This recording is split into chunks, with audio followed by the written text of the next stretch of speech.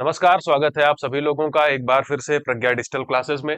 दोस्तों, अगर आप उन लोगों में से हैं जो अच्छी सेहत चाहते हैं, सेहत के लिए अच्छा खाना-पीना चाहते हैं, लेकिन अधिक चिंता रहती है जेब के खर्चे की, काजू बादाम और ये सारी चीजें, ड्राई फ्रूट्स कैसे अरेंज किए जाएं, या और वो महंगी-महंगी चीजें जो सेहत के लिए अच्छी होती हैं लेकिन महंगी हैं, जेब पे भारी पड़ती हैं।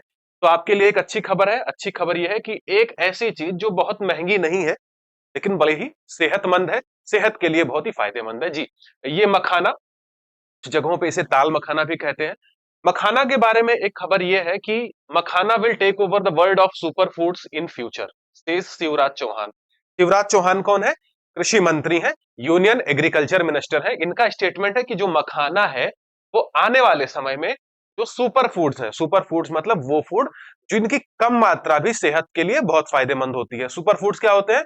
वो फूड्स जो सेहत के लिए बहुत ज्यादा फायदेमंद होते हैं कम मात्रा में। जैसे कि अगर आप हम बात करें काजू की, बादाम की, किशमिश की, तो क्या आप उनको किलो के हिसाब से खाते हैं? नहीं, थोड़ा-थोड़ा खाते हैं। थोड़ा-सा खाते हैं और उनका सेहत पे बहुत ज्यादा फायदा होता है। क्यों? क्योंकि उनमें होते हैं माइक्रो न्यूट्रिएंट्स। क्या होते हैं? Micro nutrients. और ये माइक्रो न्यूट्रिएंट्स का काम क्या होता है? माइक्रो न्यूट्रिएंट्स का काम होता है कि शरीर में जो बाकी सारे प्रोसेसेस हैं, वाइटल प्रोसेसेस हैं, उनको एड किया जाए, उनको कैटेलाइज किया जाए, और इनकी जो रिक्वायरमेंट है वो बहुत कम मात्रा में होती है। इसीलिए इनको क्या बोलते हैं? Micro nutrients. ठीक है? तो ये माइक्रो न्यूट्रिएंट्स इसमें काफी ज्यादा होते हैं मखाना में। और इसकी कीमत बाकी जो ड्राई फ्रूट्स एंड नट्स होते हैं, जैसे कि काजू है, बादाम है, पिस्ता है, इसकी तुलना में बहुत कम होती है। तो आज हम मखाना की ही बात करेंगे। तो सबसे पहले तो यही देख लेते हैं कि न्यूज क्या है। न्यूज यही है कि मखाना, जिसको कि फॉक्स नट या लोटस सीड भी बोलते हैं, इसको बहुत ज्यादा पिछले दिनों इंपॉर्टेंस मिली है। ये बहुत ज्यादा सुर्खियों में रहा है। सुर्खियों में रहने की कई वजह है। सबसे पहला तो ये कि जब सरकार ने इस बार बजट पेश किया, इस बार का बजट मतलब जैसे कि ये फरवरी है, तो इस बार ये फरवरी में जो इस सत्र के लिए बजट आया, उसमें वित्त मंत्री ने इसकी बात की, इससे रिलेटेड एक रिसर्च सेंटर खोलने की बात की। उसके बाद एक बड़े फेमस इन्फ्लुएंसर है, जेरोधा कंपनी का अगर आपने नाम सुना होगा, तो उसके को फाउंडर है निखिल कामत। निखिल कामत ने भी अपने पॉडकास्ट पे मखाना की बात की। फिर उन्होंने प्रधानमंत्री जी का इंटरव्यू लिया, वहां पे भी मखाना की बात की। तो पिछले दिनों मखाना काफी सुर्खियां बटोर रहा था। तो अभी इससे रिलेटेड काफी सारे आर्टिकल्स आने लगे हैं, तो मुझे लगा कि मौके का फायदा उठा करके अपने व्यूवर्स को इसके बारे में थोड़ा सा बता दिया जाए, उनकी जानकारी भी बढ़ जाए, और अगर वो इंटरेस्टेड हो तो इसको खाएं और सेहत में भी थोड़ा सा इजाफा करें। तो न्यूज यही है कि फॉक्स नट या लोटस सीड जिसे बोलते हैं, हिंदी में जिसे मखाना बोलते हैं, अपनी न्यूट्रिशनल वैल्यू के लिए और अपने इकोनॉमिक पोटेंशियल के लिए इन दिनों काफी चर्चा में है। और सरकार कर रही है, सरकार ले रही है बहुत सारे इनिशिएटिव।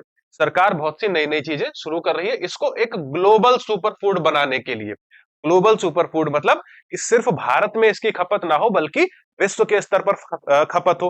तो अगर हम इसको विश्व के स्तर पर फेमस करना चाहते हैं, यानी कि इसको हम एक्सपोर्ट भी करेंगे, और जब एक्सपोर्ट करेंगे तो न्यूट्रिशनल वैल्यू के साथ साथ इसकी इकोनॉमिक पोटेंशियल को भी रियलाइज कर पाएंगे। एक और इंटरेस्टिंग चीज कि ये बिहार का, क्या कहें, बिहार की तस्वीर चेंज कर सकता है। इकोनॉमिक पोटेंशियल इसमें इतनी ज्यादा है। अब बिहार की तस्वीर क्यों चेंज कर सकता है? क्योंकि जितना भी मखाना पाया जाता है इंडिया में, उसका लगभग 90%, 85-90% बिहार में पाया जाता है। और पूरी दुनिया में जितना होता है उसका 80-90% लगभग हिंदुस्तान में होता है। तो कितनी बढ़िया सी बात है ना, कि पूरी दुनिया में जितना मखाना पाया जाता है उसका 80 से 90%, लगभग 80 से 90% इंडिया में होता है।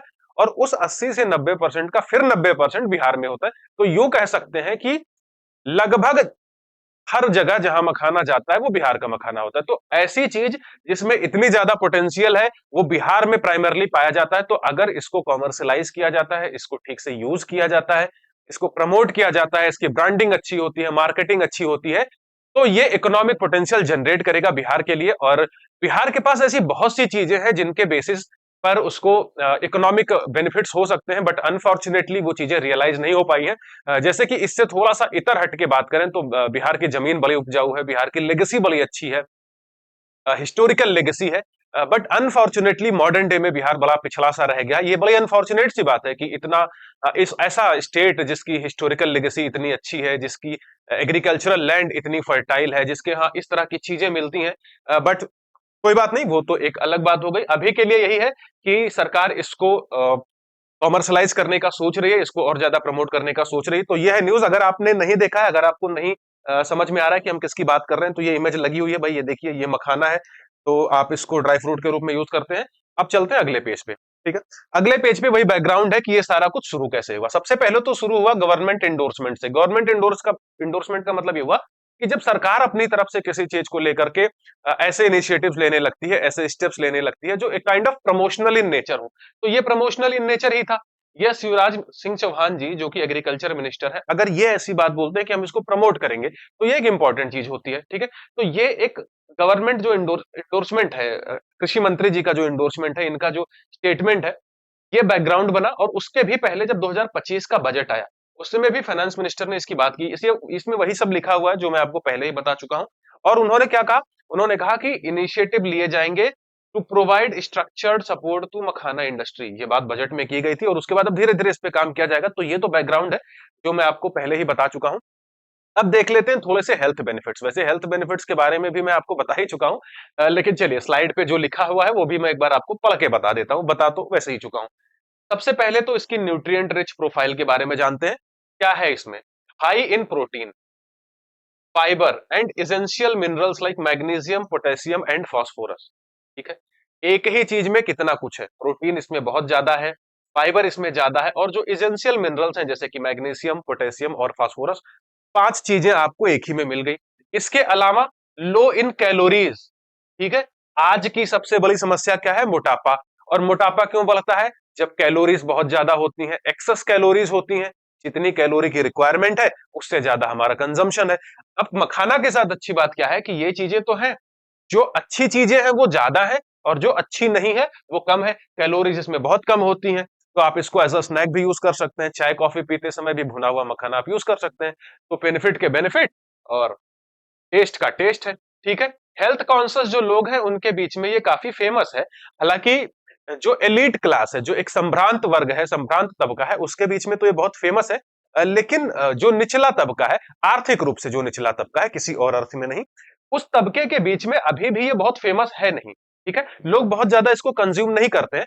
लेकिन अभी सरकार क्या चाहती है कि इसको प्रमोट किया जाए, इसको थोड़ा सा और मार्केटिंग वगैरह इसकी की जाए, जिससे कि इसका कंजम्पशन लोग बढ़ाएं और इसके हेल्थ बेनिफिट्स एंजॉय करें। ठीक है, इसका अगर रेगुलर कंजम्पशन करते हैं, अगर रेगुलर बेसिस पे आप मखाना खाते हैं, तो इससे क्या होगा? सबसे पहले तो आपको डाइजेशन में मदद मिलेगी। डाइजेशन का मतलब पाचन में, आपका खाना ठीक से पचेगा।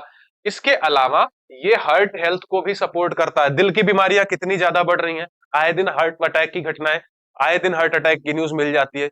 यंग एज में लोगों को हार्ट अटैक हो रहा है, डाइजेशन की प्रॉब्लम तो हो ही रही है लोगों को, कॉन्स्टिपेशन हो रहा है, कब्ज हो रहा है। ठीक है, तो अगर आप मखाना खाते हैं तो इन सारी चीजों से आपको निजात मिलेगी। ठीक है, इसके अलावा एंटीऑक्सीडेंट्स इसमें बहुत होते हैं। एंटीऑक्सीडेंट्स होने से क्या होता है? बुढ़ापा जल्दी नहीं आता है। भैया देखो कितनी अच्छी बात है, अगर एंटीऑक्सीडेंट ज्यादा है तो बुढ़ापा लेट से आएगा। तो बुढ़ापा लेट से आए, यही बढ़िया बात है ना। स्किन आपकी ग्लो होती रहे, चमक रहे, ऐसा लगना चाहिए कि आप जवान है, नौजवान है, यंग एज के हैं।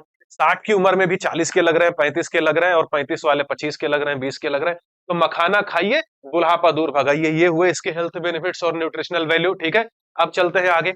आगे क्या है? थोड़ा सा इकोनॉमिक एस्पेक्ट को भी देख लेते हैं भाई। हेल्थ एस्पेक्ट को हमने देख लिया, बैकग्राउंड हमने देख लिया, अब इसके जरा इकोनॉमिक इंपैक्ट को देख लेते हैं। ठीक है, अब जब हम इकोनॉमिक इंपैक्ट की बात करते हैं तो फिर से वही चीज कि हम इसको एक्सपोर्ट करने पे फोकस करेंगे। क्या करेंगे? एक्सपोर्ट करने पे फोकस। बिहार में मिलता है, बिहार में हम इसकी प्रोसेसिंग करेंगे, बाहर एक्सपोर्ट करेंगे। क्योंकि हेल्थ कॉन्शियस तो लोग हैं, देखो स्वास्थ्य को लेकर तो लोग सतर्क हैं, और उन्हें एक अच्छा अल्टरनेटिव मिल जाएगा जो सस्ता भी है और फायदेमंद भी है। ठीक है, तो इकोनॉमिक इंपैक्ट अब हम इसके देखेंगे। इसकी तो राइजिंग पॉपुलैरिटी, पहले बहुत ज्यादा कंजम्पशन नहीं था, लोग बहुत ज्यादा कंज्यूम नहीं कर रहे थे, बहुत फेमस नहीं था ये। इसके आगे ये जो बाकी नट्स हैं, काजू है, बादाम है, पिस्ता है, किशमिश है, इन सारी चीजों को लोग बहुत ज्यादा कंज्यूम करते थे, उसकी खपत ज्यादा थी, उसकी ब्रांड वैल्यू ज्यादा थी। लेकिन मखाना को उतनी ज्यादा ब्रांड वैल्यू मिल नहीं रही थी, उतनी ज्यादा पॉपुलैरिटी नहीं थी, फेमस नहीं था ये। न्यूट्रिशनल वैल्यू तो उसकी हमेशा से ही ज्यादा थी, कोई आज थोड़ा ज्यादा हो गई है, बट वो पॉपुलर नहीं था। लेकिन अब क्या हो रहा है? अब इसकी पॉपुलैरिटी बढ़ रही है, खास तौर पे किन देशों में?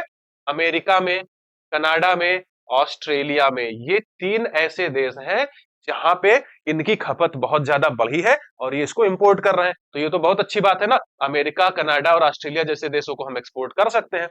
इसके अलावा इसका जो एक स्टेटस है, सुपर फूड स्टेटस। ठीक है, देखिए शेक्सपियर की एक लाइन है, what's there in the name. कि नाम में क्या रखा है, लेकिन नाम में बहुत कुछ रखा है। अगर आप इसे सिर्फ फूड कहें तो शायद लोग इसको बहुत ज्यादा तवज्जो नहीं देंगे, लेकिन जब आप इसे सुपर फूड कहने लगते हैं, सुपर फूड का मतलब यह है कि इसका स्टेटस अब बढ़ गया है, इसकी न्यूट्रिशनल वैल्यू को, इसके बेनिफिट्स को एक रिकॉग्निशन मिलने लगी है, एक पहचान मिलने लगी है। तो पिछले कुछ समय में क्या हुआ है कि मखाना को मखाना कहने के बजाय सुपर फूड कहा जाने लगा है। अब सुपर फूड जब आप कह देते हैं किसी चीज को, तो उसकी अपील बढ़ती है, उसके प्रति लोगों का आकर्षण बढ़ता है, झुकाव बढ़ता है। तो सुपर फूड का स्टेटस मिला इसको। स्टेटस ऐसे किसी ने दिया नहीं, बस लोग आमतौर पर लोगों ने इसको सुपर फूड कहना शुरू कर दिया, और इसकी वजह से जो उसकी ग्लोबल अपील है, क्या है, ग्लोबल अपील है, लोगों के बीच में जो इसकी मांग है, की जो पहचान है, वो बढ़ी है। ठीक है, तो ये तो हुई कि हम किनको भेज सकते हैं। अब अपना भी तो देख लें कि हम भेजने की स्थिति में है कि नहीं, और भेजेंगे तो क्या करेंगे। तो सबसे इंपॉर्टेंट ये है कि भैया, India is the largest exporter of makhana. जाहिर सी बात है, इंडिया ही लार्जेस्ट एक्सपोर्टर होगा, क्योंकि पूरी दुनिया में जितना मखाना पैदा होता है उसका लगभग 80 से 90% इंडिया में होता है, और उस 80 से 90% का भी कहां पे होता है, बिहार में। तो बिहार वालों, आपके लिए अच्छी खबर है, ये देखो। और बिहार का भी मिथिला रीजन, बिहार एक बहुत बड़ा स्टेट है, बिहार का जो मिथिला रीजन है वो बड़ा ही प्रोमिनेंट है। तो अगर आप मिथिला रीजन से हैं तो आपके लिए तो बड़ी खुशी की बात है, आपको तो मखाना रेगुलर खाना चाहिए। तो बिहार का मिथिला रीजन 80% कंट्रीब्यूट करता है। क्या मजे की बात है, पूरे वर्ल्ड में जितना मखाना एक्सपोर्ट होता है, जितना प्रोड्यूस होता है, उसका 80% लगभग इंडिया में होता है, और उस 80% का भी मतलब उस टोटल का भी 80% मिथिला रीजन में होता है। भाई क्या बात है, क्या बात है, मिथिला रीजन वालों के लिए तो बहुत बढ़िया सी चीज है। इसको जो रिकॉग्निशन मिली, इसको जो इतनी ज्यादा जो पहचान मिली, उसके पीछे एक और चीज है। अप्रैल 2022 में एक महत्वपूर्ण चीज घटी। महत्वपूर्ण चीज क्या घटी कि इसको जियोग्राफिकल इंडिकेशन का टैग मिला। किसको, मिथिला मखाना को। मिथिला मखाना को क्या मिला, जियोग्राफिकल इंडिकेशन का टैग। कब मिल गया, अप्रैल 2022 में, यानी कि अब से लगभग 2.5 साल पहले। और इस 2.5 साल के बाद से इसकी पॉपुलैरिटी तो एकदम बूस्ट हो गई है, इसकी मार्केट वैल्यू और ऑथेंटिसिटी काफी ज्यादा बढ़ गई। तो ये था कि इसकी ग्लोबल डिमांड क्या है और उसके इकोनॉमिक इंपैक्ट क्या है। कौन है major importers, America, Canada, Australia. और मेजर एक्सपोर्टर कौन है, अरे मेजर एक्सपोर्टर हम है भाई, इंडिया वाले। और इंडिया में भी कौन है मेजर एक्सपोर्टर, बिहार का मिथिला रीजन। ठीक है, ये हो गया। अब ये कल्चरल एंड ट्रेडिशनल इंपॉर्टेंस, देखो इस पर बहुत ज्यादा बात नहीं करेंगे, क्योंकि हम सबको पता है कि हमारे यहाँ जो खाने वगैरह है, खासतौर पे खीर, खीर में मखाना का बहुत ज्यादा इस्तेमाल होता रहता है। स्नैक्स में और डिजर्ट में, जब हम डिजर्ट्स की बात करते हैं तो ट्रेडिशनली हम लोगों के यहाँ खीर है, सेवई है, इन सारी चीजें, ये जो मीठी चीजें बनती हैं, उसमें मखाना का यूज होता रहा है। इसके अलावा मिथिला रीजन की बात करें तो चूंकि वहां का एक लोकल प्रोडक्ट है, तो वहां की जो कल्चरल चीजें हैं, वहां के जो कल्चरल डिशेज हैं, जो ट्रेडिशनल डिशेज हैं, वहां पे इसका बहुत ज्यादा इस्तेमाल होता रहा है। इसके बारे में बहुत ज्यादा कुछ जानने की जरूरत नहीं है, तो बाय डिफॉल्ट अंडरस्टूड है। ठीक है, अब वे फॉरवर्ड क्या होना चाहिए, वे फॉरवर्ड यही होना चाहिए कि भारत सरकार को इसको प्रमोट करना चाहिए। भाई आपके घर में एकदम हीरा पड़ा हुआ है, माना कि तराशा हुआ नहीं है, तो उसको तराशिए, उसका फायदा लीजिए। तो मखाना वैसी ही चीज है जो भारत की ही नहीं, बिहार के मिथिला रीजन की किस्मत बदल सकता है, मिथिला के रीजन को एक इकोनॉमिक पोटेंशियल दे सकता है, एक इकोनॉमिक अपॉर्चुनिटी जनरेट कर सकता है। तो क्या करना चाहिए, वे फॉरवर्ड यही होना चाहिए कि इसको एक प्लान्ड तरीके से, और प्लान्ड तरीके से इसको आगे बढ़ाना चाहिए, इसको एक्सपोर्ट पोटेंशियल को हमें एक्सप्लोर करना चाहिए और कैपिटलाइज करना चाहिए। तो ये था मखाना के बारे में। मखाना खाइए और सेहत बनाइए। फिर मिलते हैं किसी और वीडियो में, तब तक के लिए गुड बाय।